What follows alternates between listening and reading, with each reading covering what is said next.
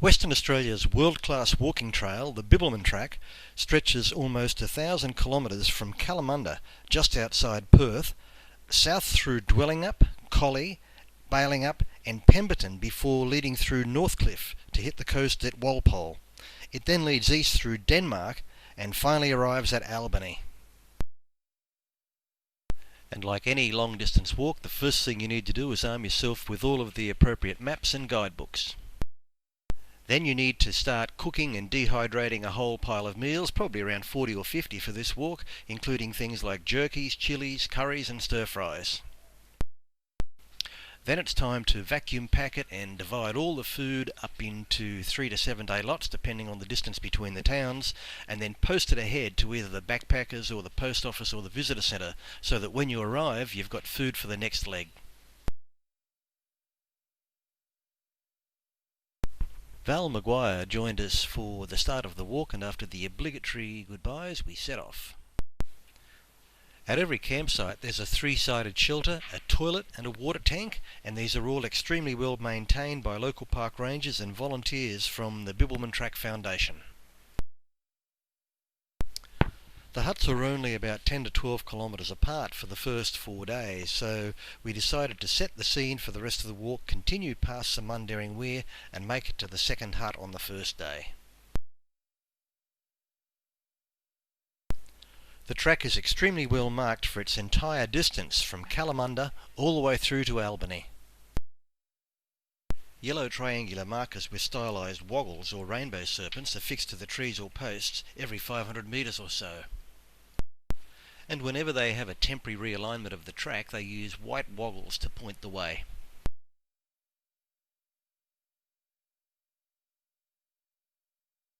This open eucalypt forest is predominantly wandoo with an understory of xanthorrhoeas, but they don't call them grass trees over there. To the locals they're balga.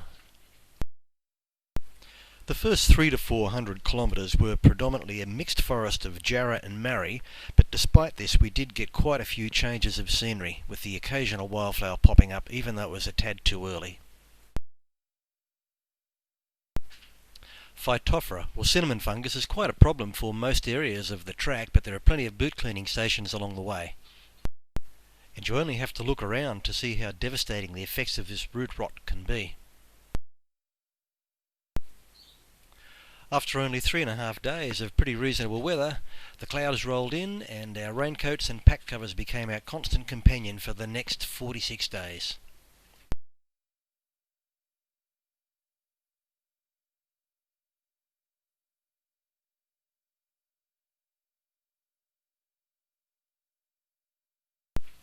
We met 3 Kiwi women along the track. They started walking on the same day as us, and after 4 days, one of the sons, Grant, decided he would meet us on the track.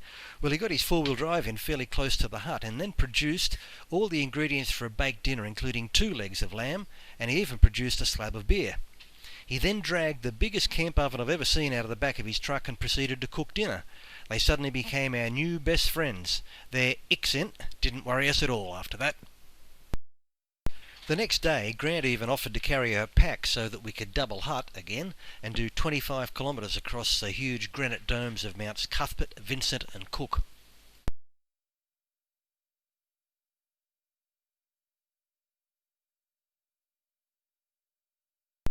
But even on such a well-defined track, it's often a big advantage just to take a few minutes to check the notes before going on to make sure you don't get geographically embarrassed.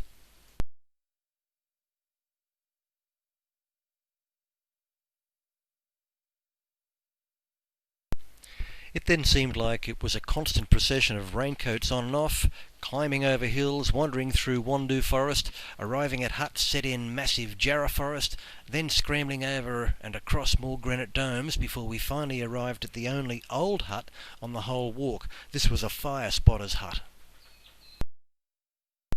The Mount Wells fire tower was open, so we scrambled right up to the observation deck for fabulous 360-degree views.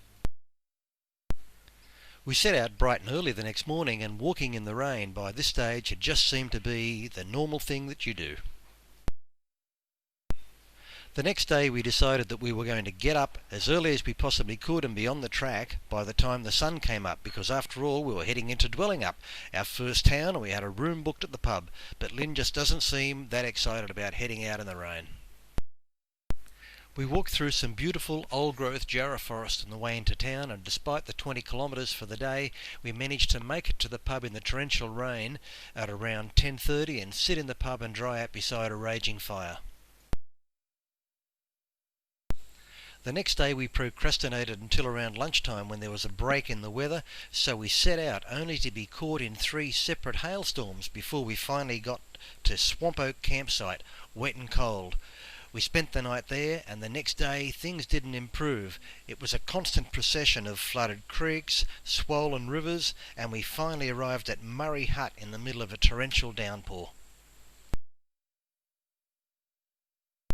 The next day we had patches of sunshine when we got up in the morning, and that marked 2 weeks on the track and 250 kilometres, and we just managed to make it into Ducanelli shelter before another sudden downpour. Then it was another day and another downpour, and I think the body language says it all. We crossed the Murray River on the historic Long Gully Bridge, which is one of the largest trestle bridges in the jarrah forest. The sun came out that afternoon, and it was quite pleasant to arrive at Possum Springs campsite without wet raincoats. On our 16th day we worked to brilliant sunshine, and this gave us a chance to stop and have a look at some of the research plots where park staff were doing research into fire, seed fall and seed predation in the area. This was about the point where we started to run into some low-lying flooded sections of track. Then we passed an unusual stand of forest where there was a distinct break between the jarrah on the left of the track and the wandoo on the right as we made our way into Collie, where we had a rest day. We met our daughter Becky, and we were joined by Trevor and Lucy Pincott, other NPA members. After leaving Collie, we passed a couple of old derelict rail bridges, continued beside the Collie River, and crossed several other minor streams, past the first night's hut, and we finally made it to the Mumballup pub on the second day around lunchtime, but unfortunately the pub was shut, so it was back to dry food again. Wherever possible, the track follows the route of old rail lines, and the walking is quite pleasant. By the time we arrived at Grimwade Hut, after 25 days and 383 kilometres, we'd become quite an expert at lighting fires with damp wood. We were on the track pretty early the next day because it's a toughish day, just a tad over 22k with lots of ups and downs as we made our way into Bibbulmun, where we had a room booked at the Backpackers. As we left Bibbulmun, we walked through the Golden Valley Tree Park, then we climbed a convict-built road that was built in the 19th century. The track then led us past old mine sites, several derelict farmhouses, a huge pine plantation, until we finally arrived at Blackwood campsite, sitting high on top of a hill overlooking a valley. Over the next few days we passed through a transition zone where the forest changed from traditional jarrah and marri mixed forest to pure forest of tall karris as we made our way into Donnelly River Village. This old timber milling town is owned by one family, and if you've got yourself a lazy $3 million and you'd like to buy yourself a job, then it is for sale. For the next few days we had plenty of practice lighting fires again with wet wood. We continued beside the Donnelly River, we had rain on and off, we passed through some really attractive tall karri forest, we passed the remains of One Tree Bridge that's sitting on the side of the hill, and finally reached a massive single span log bridge crossing the river to finally arrive at our hut for the night, which is boarding house shelter. We'd only been at the hut for about 30 minutes when the serenity was broken by the sound of a group of school kids that were doing a 3-day walk. So after spending the night in a shelter designed for 12 with 19 other cold bodies, we set off early the next morning and we made our way to the next hut to try and find somewhere to dry out our clothes. A few days later we reached the first shelter designed for 15 people. These shelters have a large flat platform where people can just lay down side by side, and in every shelter there's a visitor book. The next day we headed into Pemberton and spent the night in the Backpackers. We elected not to climb the Gloucester tree, so we pushed on and we finally made it into camp 2 days later on Lynn's birthday around lunchtime. That was when we decided that we were now fit enough to push on into Northcliffe and have dinner at the pub. That was our longest day at 36 kilometres.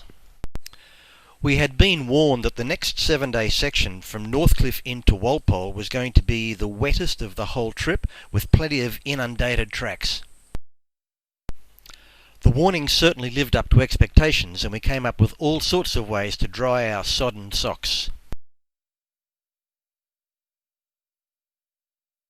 Track conditions certainly didn't improve the next day as we set out towards the Pingerup Plains, but we did get a few glimpses of sunshine, and at least tonight's camp is beside the beautiful Marringup Lake, the largest in the southwest.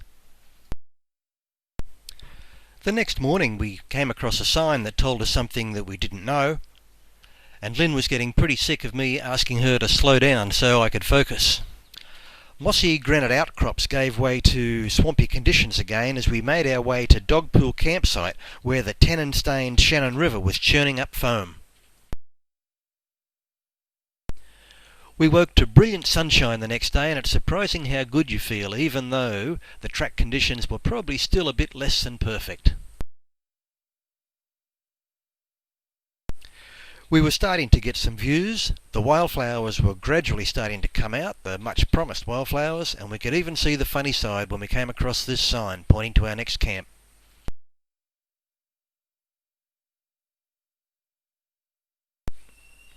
We plan to reach the coast today, so by double hutting again and doing another 30-kilometre day, we should make it with plenty of time to spare. But just when we thought the waiting should be all behind us, we hit Crystal Brook, and in places this was mid-thigh deep.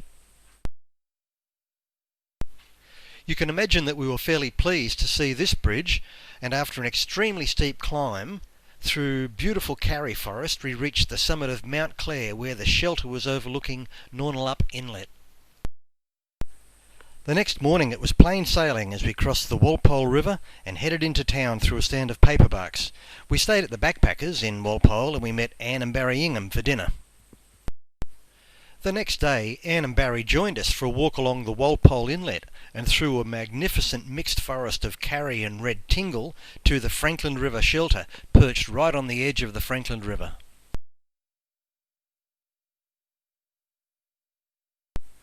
We said goodbye to Anne and Barry at around 6:30 the next morning and set out to double hut again, 32 kilometres this time, to the secluded shelter at Rame Head.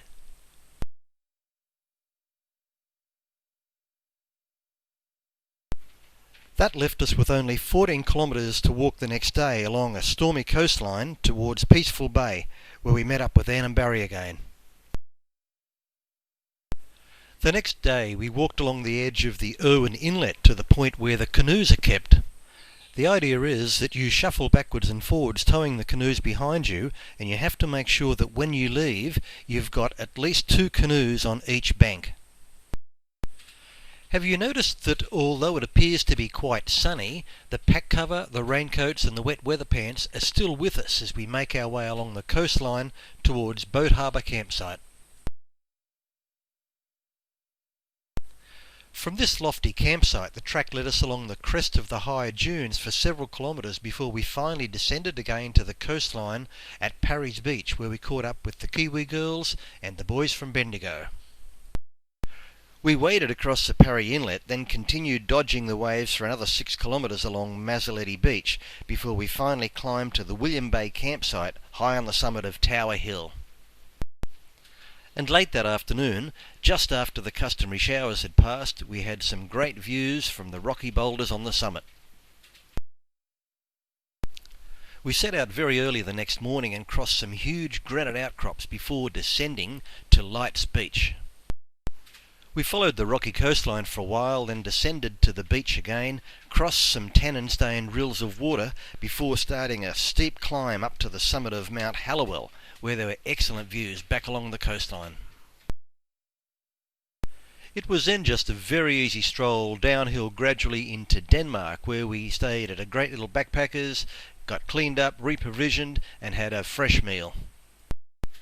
To start the final 5-day leg of the trip, you need to catch a boat across Wilson Inlet. It was only 13.5 kilometres once we got off the boat to reach the first camp, so we pushed on an additional 17 kilometres to a shelter overlooking a very stormy West Cape Howe.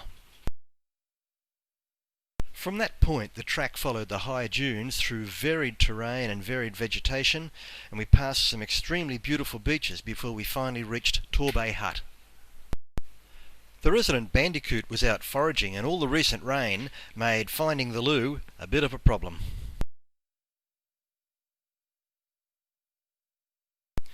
Within 5 minutes of setting out for our second last day, we were buffeted by incredibly strong winds, and then we ran into a hailstorm, so it was far too wet to take photos today as we followed the huge arc of the beach, waded across Torbay Inlet and climbed to Hidden Valley campsite. It's our last day today, and the track follows sections of the Wind Farm Walk, descends to the coast and leads around the edge of Princess Royal Harbour before finally reaching the southern terminus at Albany. We managed to finish the walk in 50 days, 2 days ahead of our original schedule, despite having a rest day in Collie when our daughter Becky came to see us. Our shortest day was just 12 kilometres and our longest day was 36 kilometres. And despite just a touch of inclement weather, we can honestly say that we enjoyed the walk. And would we recommend it? Absolutely, especially now that it's well behind us. We wouldn't want you to think that Western Australia's reputation as a wildflower state was unfounded, so we'll finish with a few images taken exactly 1 year previous during a visit to Western Australia's only alpine area, the high route across the Stirling Range and around the foothills of the range.